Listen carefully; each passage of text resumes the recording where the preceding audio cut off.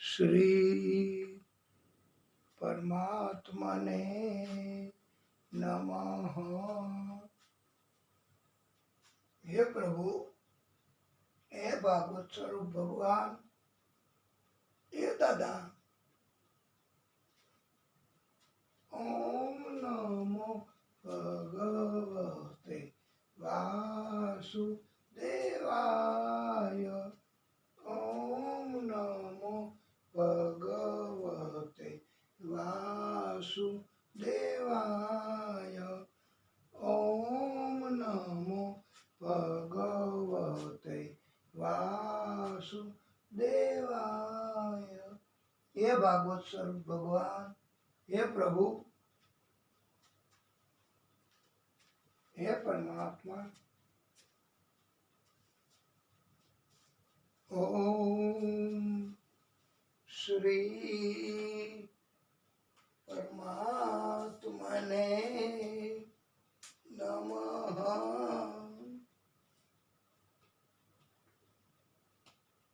ઓમ શ્રી પરમાત્માને નમઃ।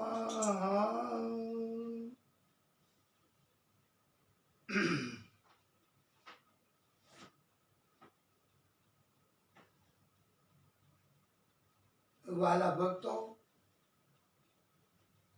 પરમ શ્રોતાઓ, આપ સર્વેના હૃદય કમળમાં બિરાજતા વિષ્ણુ પરમાત્મા શ્રી હરિ આદિશક્તિ સ્વરૂપ ભાગવત ભગવાન આદિશક્તિ એમને કોટાનું કોટી દંડવત પ્રણામ। આ આપણે કથા સપ્તાહ એ કોને સંભળાવવાની છે? ખાસ કરીને રામજી અને હનુમાનજીને, અને એમની કૃપા મેળવવાની આ એમનું સપ્તાહ છે। એટલે તો પછી હવે તમે પણ સાથે બોલો, જય સિયા રામ, જય જય હનુમાન। જય સિયા રામ, જય જય હનુમાન। મારુતિ નંદન જય હનુમાન। જય સિયા રામ, જય જય હનુમાન। મારુતિ નંદન જય હનુમાન। વિઘ્ન વિનાશક જય હનુમાન।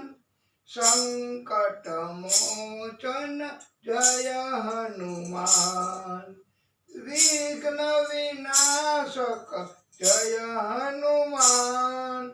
સંકટ મોચન જય હનુમાન। જય સિયા રામ, જય જય હનુમાન।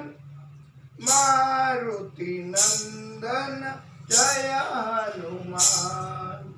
જય સિયા રામ, જય જય હનુમાન। મારુતિ નંદન જય હનુમાન। પાપ વિમોચન જય સિયા રામ। પાપ વિમોચન જય સિયા રામ। મંગલ મૂર્તિ જય હનુમાન। પાપ વિમોચન જય સિયા રામ। મંગલ મૂર્તિ જય હનુમાન। રામ દુલારે જય સિયા રામ। દાંડી વાલા જય હનુમાન। રામ દુલારે જય સિયા રામ દાંડી વાલા જય હનુમાન પાપ વિમોચન જય સિયા રામ મંગલ મૂર્તિ જય હનુમાન રામ દુલારે જય સિયા રામ રામ દુલારે જય સિયા રામ દાંડી વાલા જય હનુમાન બોલીએ રામચંદ્ર ભગવાન કી જય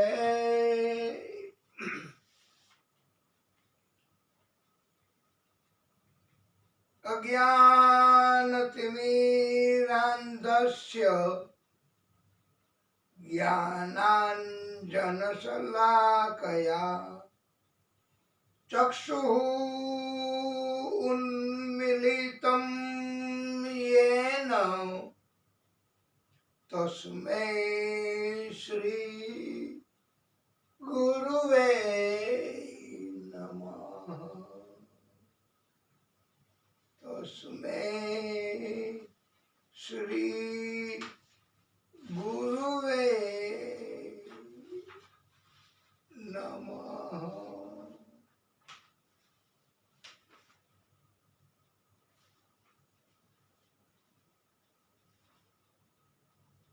બોલીએ ભાગવત સ્વરૂપ ભગવાન કી જય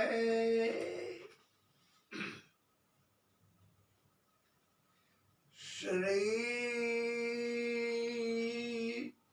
શુક ઉવાચ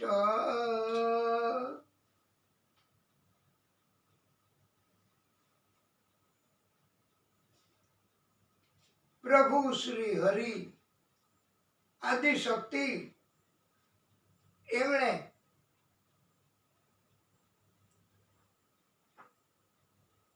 સુખદેવ પ્રભુને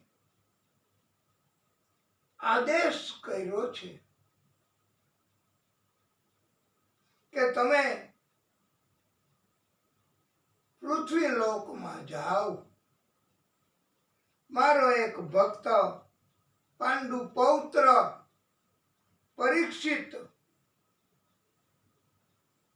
એમને 7 દિવસમાં તેનું મૃત્યુ સર્પદંશથી થવાનું એવો શ્રાપ મળ્યો છે તમે એમને ભાગવતજીની કથા સંભળાવો સુખદેવ પ્રભુ આજ્ઞા મુજબ પૃથ્વી લોકમાં પધાર્યા છે પ્રાગટ્ય કર્યું છે જન્મ્યા છે અને પરીક્ષિતજીને 88,000 ઋષિઓ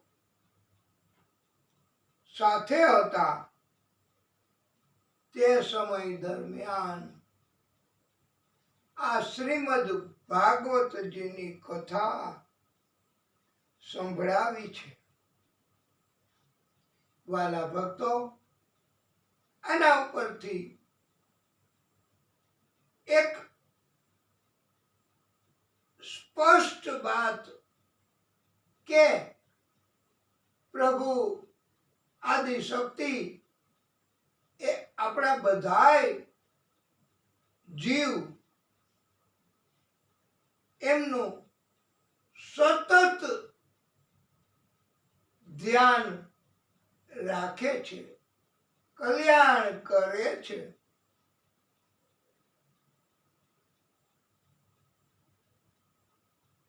આપણી મુશ્કેલીઓ કષ્ટ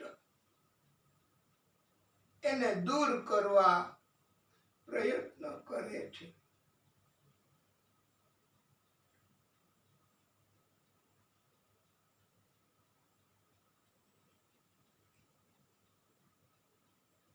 પણ આપણે સતત ચિંતામાં હોઈએ છીએ. સ્વાર્થ અનેક પ્રકારના કે આપણી પાસે છે એ જતું રહેશે તો પછી શું થશે, આવી બધી ચિંતાઓ કારણ વગરની આપણે કરતા હોઈએ છીએ અને એ કારણથી આપણે દુઃખી થઈએ છીએ.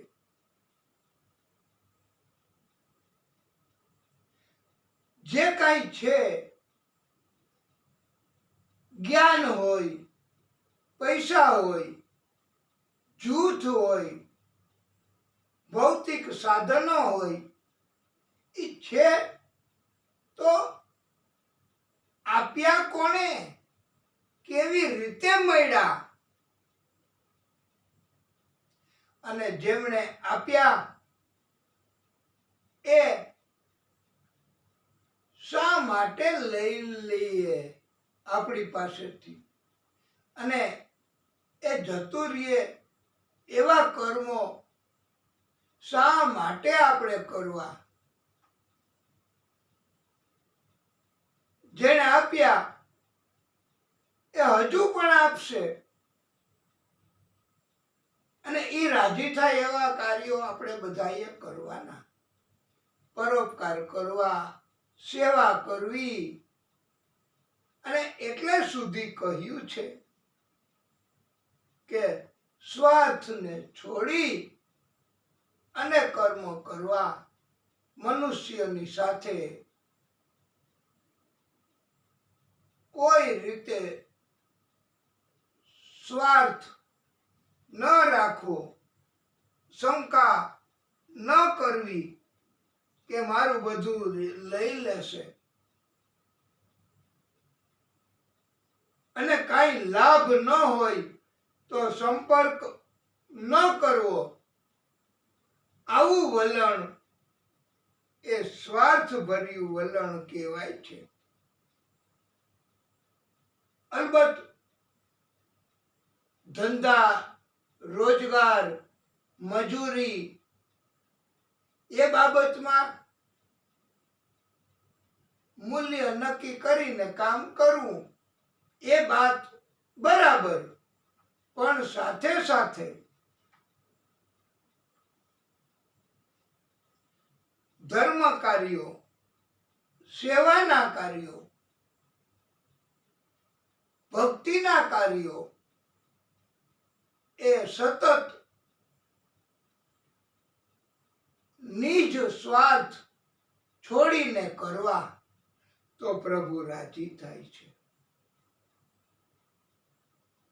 આપણા બધા આ ભક્તો એ પોતાના નિજ સ્વાર્થ છોડી દે છે અને સેવાના કાર્યોમાં જોડાય છે. આપણે પણ બધા સાથે મળીને પ્રભુ કોઈ પણ પ્રાગટ્ય, કોઈ પણ સ્વરૂપે આપણે એમને જન્મ દિવસ અથવા કોઈ પણ કારણથી રાજી કરવા વારે વારે કથાઓનું આયોજન કરીએ છીએ. એ જ આપણી એક ભક્તિ કહેવાય છે. વાલા ભક્તો, આપણે કોઈ જાતનો સ્વાર્થ નથી રાખતા. તમે પણ ખબર પડે કે સપ્તાહ કથા હવે શરૂ કરવાનો સમય આવી ગયો એટલે આપણા કહેવા મુજબ તો 2-3 દિવસ બસ થઈ ગયા, તૈયારી કરીએ અને સપ્તાહ કથાઓ ચાલુ કરીએ છીએ. એનાથી જ પ્રભુ રાજી થાય છે. આ કથા આપણે પ્રભુ શ્રી રામ એનો જન્મ દિવસ. ગઈકાલે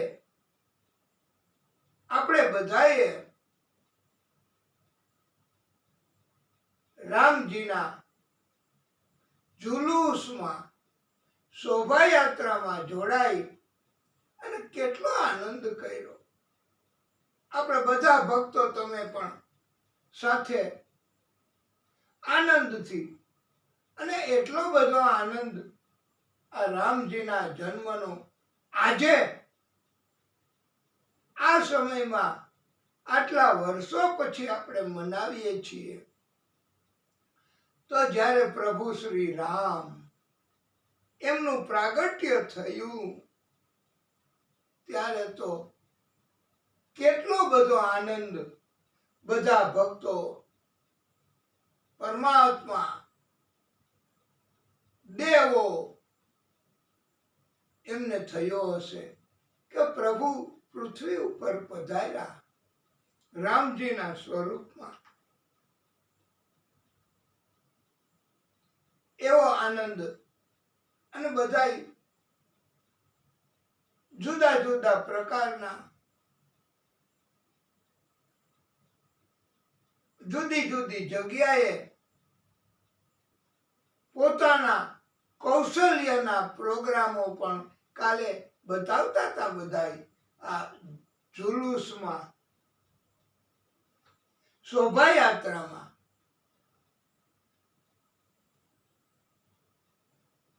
આ આનંદ અને આપણને બધાને શારીરિક વૃદ્ધાવસ્થા, કમજોરી, પણ છતાંય આપણે આનંદ તો કર્યો, સાથે તો રહ્યા. અને હવે પછી આપણે એ આનંદ દરરોજ એના કરતા પણ વિશેષ પ્રમાણમાં કરવાનો છે. એ આ સપ્તાહ કથા દરરોજ આપણે કરીશું. 7 દિવસ સુધી. અને હનુમાનજી એનો જન્મ થશે આ ચૈત્ર મહિનાની પૂનમના દિવસે. અને આપણે પછી કથાને વિરામ આપશું. આ આપણી અંદરનો ભાવ કેવો છે જુઓ તો ખરા, કે આપણે પ્રભુને રાજી કરવા સપ્તાહ કથા કરવી છે. આમ તો પ્રભુ રાજી હોય તો જ કથા કરવાનો વિચાર આવે, એની કૃપા હોય તો જ કથા કરી શકાય. નહીતર આપણું કાંઈ ચાલે નહીં. આમ તો બધાને ધર્મ, ભક્તિ એમાં રસ બહુ હોય છે, પણ એવી રીતના પુણ્ય કર્મ આપણી પાસે જમા હોય તો આપણે આપણું ધન આ કથાઓના કાર્યમાં વાપરી શકીએ.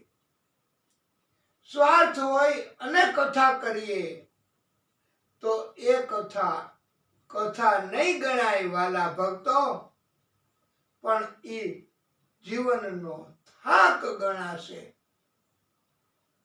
કથાનું ઊંધું કરો એટલે થાક. કથા કરવી જોઈએ એવી રીતે ન કરીએ, ઊંધું કરીએ તો થાક, કથાનું ઊંધું થાક લાગે. જીવનમાં પણ સેવાના કાર્યો શુદ્ધ ભાવથી, શુદ્ધ હૃદયથી ન કરીએ તો જીવનમાં પણ થાક લાગે. અને દરેક કર્મ મનુષ્યની સાથે આપણે આપણો સ્વાર્થ હોય તો જ વ્યવહાર કરીએ. આપણે કોઈની પાસે કંઈક મેળવવાની ઈચ્છા હોય તો જ એમને આપણે જમાડીએ, અથવા તો જ એમને આપણે રાજી કરીએ, તો જ એમની સાથે વાત કરીએ. નહીતર તો સ્વાર્થ ન હોય તો આપણી પાસે ક્યાં ટાઈમ છે? એટલે સમજી જાઉં કે આપણા સાથે સંપર્ક એમને કરવા, એમાં એનો કોઈ સ્વાર્થ સિદ્ધ થતો નથી. એટલે એમ કહેતા હોય કે અમે તો ક્યાં નવરા છીએ ભાઈ. એટલે સુધી વાલા ભક્તો કે કલીની કેટલી અસર આપણા બધા ઉપર હોય છે. અને અમારે અને આપને સ્વાર્થ તો છે જ. ભક્તિ કરવાનો, પ્રભુને રાજી કરવાનો, જીવન ધન્ય બનાવવાનો, જીવનમાં કષ્ટ ન આવે એવું કરવાનું. એટલે આપણે બધાય વારે સાથે આવડા મોટા સત્સંગમાં જોડાઈએ છીએ. શુદ્ધ હૃદયના સંત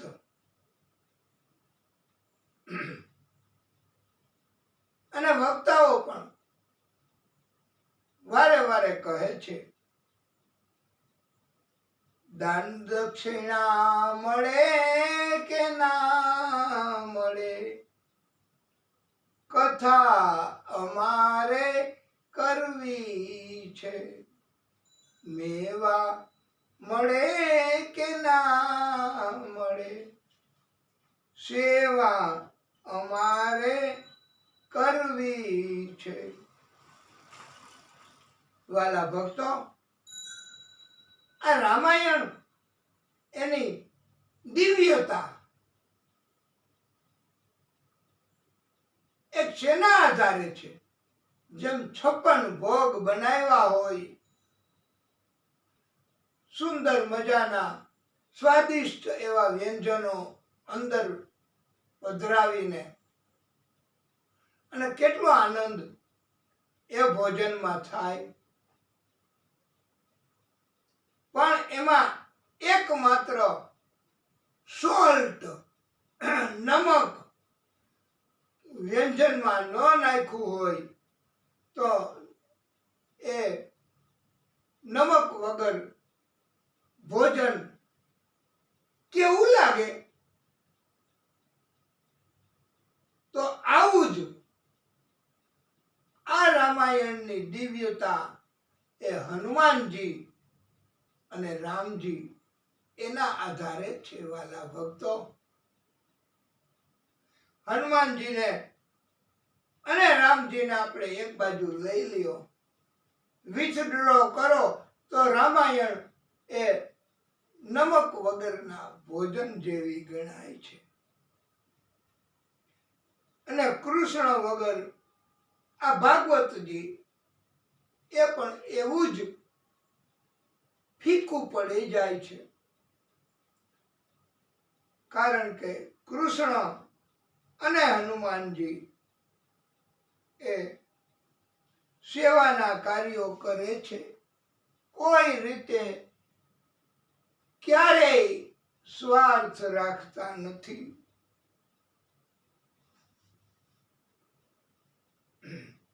વાલા ભક્તો, સતી એનું નામ જ સતી, મહાદેવજીના પત્ની, એ હતા કૈલાસમાં. ત્યારે નારદજી પધાર્યા. નારાયણ નારાયણ નારાયણ. નારદજીએ કહ્યું, દેવી, પ્રભુ સમાધિમાં લાગે છે, મારે એનું કામ છે, હું પછી આવું છું, ખાનગી કામ છે. ત્યારે દેવીએ કહ્યું કે મારે કોઈ ખાનગી કામ, અમારી વચ્ચે કોઈ ભેદ નથી. મને પણ મહાદેવજીના બધા કાર્યોની ખબર હોય છે, એમને મારા કાર્યોની ખબર હોય છે. અમારી વચ્ચે કોઈ ખાનગી વાત હોતી નથી. મને જણાવો તો હું પણ તમને તમારું કાર્ય કરાવી આપીશ. પ્રભુ ભલે સમાધિમાં રહે, ત્યારે દેવર્ષિ કહે કે તમને દેવી ઘણી ખબર નથી મહાદેવજીની. એ કે ન હોય, બધી જ મને ખબર છે. પૂછો તમે જે કાંઈ પૂછવું હોય તે મહાદેવજીની બાબતમાં. ત્યારે નારદજીએ કહ્યું કે મહાદેવજી પોતાના ગળામાં મુંડોની માળા, ખોપરીઓની માળા ધારણ કરે છે. એ કોના મુંડ છે? દેવી કહે ઈ મને ખબર નથી હો. તો પછી તમને હજી કાંઈક બહુ ખબર નથી આ મહાદેવજીની, કે તમારી સાથે લગ્ન થયા એ પહેલા પણ મહાદેવજીના બીજા અનેક લગ્ન થઈ ગયા છે. મહાદેવજી સાધી સુધા છે. દેવી કહે મને તો કઈ ખબર નથી કોની કોની સાથે થયા, ક્યારે ક્યારે થયા. નારદજીને થયું કે હવે જામશે, હવે અસર થઈ. એટલે નારદજીએ કહ્યું દેવી તો હું પછી પાછો આવીશ, પણ પ્રભુને મારું આપ કહેતા નહીં કે દેવર્ષિ નારદ પધાર્યા હતા અને મેં આપને આવી વાત કરી, એ ન કહેશો પ્રભુને. દેવી કહે કાંઈ વાંધો નહીં. મહાદેવજી ઉપર તો ગુસ્સો કર્યો. દેવી એ તો ક્રોધિત થયા છે.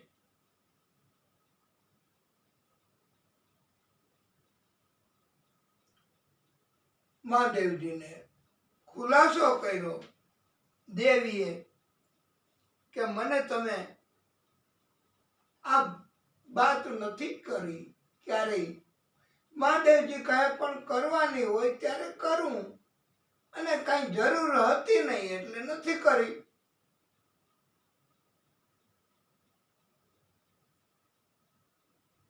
મહાદેવજીએ કહ્યું તમારા આટલા જન્મ થયા છે, દરેક જન્મમાં હું તમને પ્રેમ કરું છું. તમારા મૃત્યુ પછી હું એ મુંડ એને સાચવી રાખું છું, ખોપરી એને સાચવી રાખું છું, અને એની માળાઓ પહેરું છું. તમારા આટલા બધા જન્મો થયા છે દેવી. ત્યારે સતીએ કહ્યું કે પ્રભુ અમારે આટલા બધા જન્મ લેવા પડે અને તમારે મૃત્યુ જ ન આવે. ત્યારે મહાદેવજીએ કહ્યું છે કે અમે અમર કથા સાંભળી છે, અમર કથા સતત અમારા હૃદયમાં ધારણ કરેલી છે. સતત અમર કથાનું સ્મરણ કરીએ છીએ. એના કારણે અમારું બહુ જ એટલું લાંબુ આયુષ્ય છે કે અમારું મૃત્યુ હજી સુધી નથી થયું, અને હજુય લાંબુ ઘણું આયુષ્ય આ અમર કથાના કારણે રહેશે. ત્યારે સતીએ કહ્યું પ્રભુ એ અમર કથા સંભળાવો મને, મારે પણ આટલું લાંબુ આયુષ્ય જોઈએ છે. એ અમર કથા મહાદેવજીએ દેવી ઉપર કૃપા કરી અને કહ્યું, હું તમને એકને જ અમર કથા સંભળાવીશ અને તમે અમર કથા સાંભળો છો એની મને ખબર રહે, જાણકારી રહે એ માટે દેવી તમે કથા દરમિયાન હુંકાર આપતા રહેજો. હ સ્વામી, હું સ્વામી, હ સ્વામી, હું સ્વામી એમ કથા સાંભળતા સાંભળતા હોકાર ભરજો અને એકાંત જગ્યામાં ગયા. એક ગુફા દેવીએ આદેશ કર્યો બધા જીવોને જતા રહેવાનો. બધા જીવો જતા રહ્યા. બે સિવાય કોઈ જીવ રહ્યા નહીં અને પ્રભુએ કથા સંભળાવવાની ચાલુ કરી છે. દેવી હોકાર ભરે છે, હ સ્વામી, હું સ્વામી એમ કથા દરમિયાન. અને તો આનંદ થાય વક્તાઓને કથા કહેવાનો. અને એટલા માટે તો આપણે આ કથા દરમિયાન અગાઉના જમાનામાં શ્રોતાઓ પણ બેઠા હોય અને કથા ચાલુ હોય એ દરમિયાન હોકાર આપતા હોય છે અને એટલે કથામાં આનંદ થાય વક્તાઓને પણ. આ તમે ઘણી વાર નથી સાંભળ્યું કે હરી હરી એમ તો મજા આવે વાત કરવાની, આનંદ થાય, પણ અમે એવું રાખતા નથી હો. અમે એવો આગ્રહ નથી રાખતા કે તમારે અમારી કથા દરમિયાન તાળીઓ પાડવી અને અમારી પ્રશંસા કરવી કે એવી કોઈ ચેષ્ટાઓ કરવી, એવું અમે નથી રાખી શકતા. કારણ કે અમારે ભક્તિ કરવી છે. અને તો શું પ્રભુને ભક્તિ નહોતી કરવી? પણ પ્રભુ તો પ્રભુ કહેવાય, મહાદેવજી તો મહાદેવજી છે, એ બધું કરી શકે. અમે તો એક સામાન્ય માણસ. અમે અમારું કાંઈ માંગતા નથી, અમારે કોઈ સેવાઓ નથી જોઈતી, બસ ભક્તિ કરો એવો અમારો આગ્રહ. અને તમે કથામાં પધારો, કથા સાંભળો, યાદ ન રહીએ તો પણ કથા વારે વારે સાંભળો. આપને ચોક્કસ પછી કથામાંથી વિદાય લીધા પછી નીંદ સમયે, રાત્રિ સમયે કથા એ માનસમાં રિપીટ થશે અને એ જ પ્રભુની કૃપા, એ જ ભક્તિ. બસ અમારે એવું જ જોઈએ છે. તમે કથામાં બેસો બસ, અને બીજા ભક્તોની સાથે તમે પરામર્શ કરો, સંપર્ક કરો, એટલે પ્રભુ રાજી. એને કહેવાય સત્સંગ. આવો સત્સંગ બધા કરો. અને એટલે જ આપણે બધા, આ આપણા બધાની કથા છે. આ કથામાં આપણે કોઈને ટોક ટોક કરતા નથી, કોઈને આપણે કાંઈ કહેતા નથી. જેની ઈચ્છા હોય એમણે કથામાં આવવું અને પ્રભુને રાજી કરવા, જીવન સાર્થક બનાવવું, એવો આપણો બધાયનો અભિગમ રહ્યો છે. અને એટલે આપણે બધા સાથે મળી શકીએ છીએ. કથા દરમિયાન એક ઈંડું પોપટનું હતું એ તૂટ્યું. કથાની અસર થાય છે. જુઓ, કથા ચાલુ હોય તો માણસ સિવાયના પણ જીવ એમની ઉપર અસર થાય. એ અંદર હોય ગર્ભમાં તો પણ અસર થાય એવી આ દિવ્ય કથાઓ છે. અને આપણે આ ભાગવત, આ ભગવાન, આ આદિશક્તિ એમને ઓળખી ગયા એટલે આપણે આ અમૃત સમાન કથા તત્વને છોડી શકતા નથી. એ પોપટના ઈંડામાંથી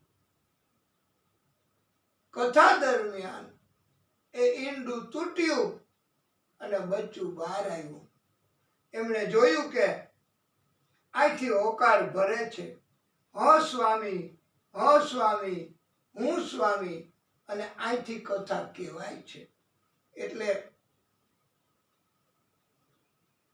દેવી તો હોકાર ભરતા ભરતા એમને નીંદ આવી ગઈ અને પોપટના બચ્ચાએ હોકાર ભરવાનું ચાલુ રાખ્યું. આખી અમર કથા એમણે સાંભળી લીધી. દેવી સતી એને પુણ્ય કર્મ ઓછા તો નીંદ આવી ગઈ. કથા